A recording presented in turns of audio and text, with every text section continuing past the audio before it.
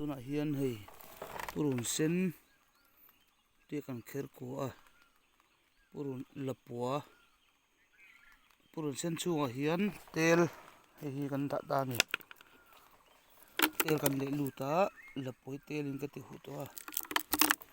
chon tel lapui ka hal do na vai mi te hlawa thosi hlawa a thai an te atak ne tak lo atak ani nge ro kan fi do ni vai mi ten tam se he kan am na vel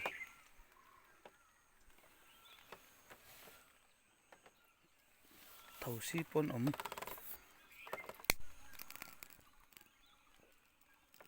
al theng mo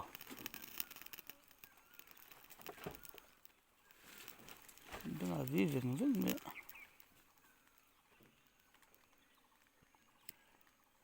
al ve lo amake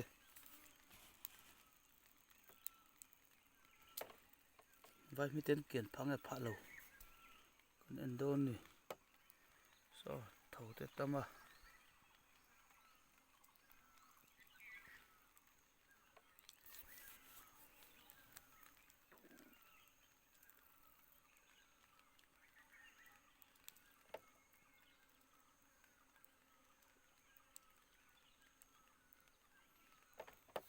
camera he chuan a lang phat chi a lo dewa vai mi te ho tho vel tam hi chapang zo kan da chin ni salatok aku hidum ve ngai me a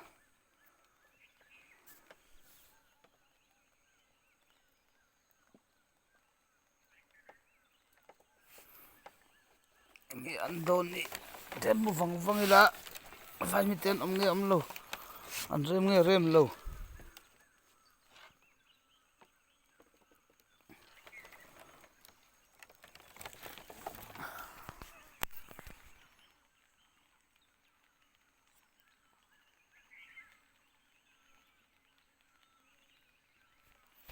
chumi pain ram vel thirang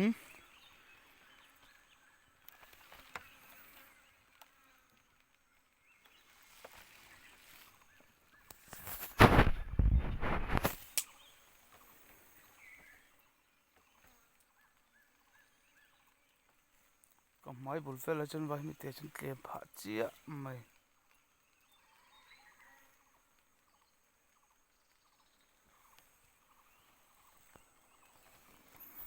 a rei ve to khum mai hei lo ti ve sin te u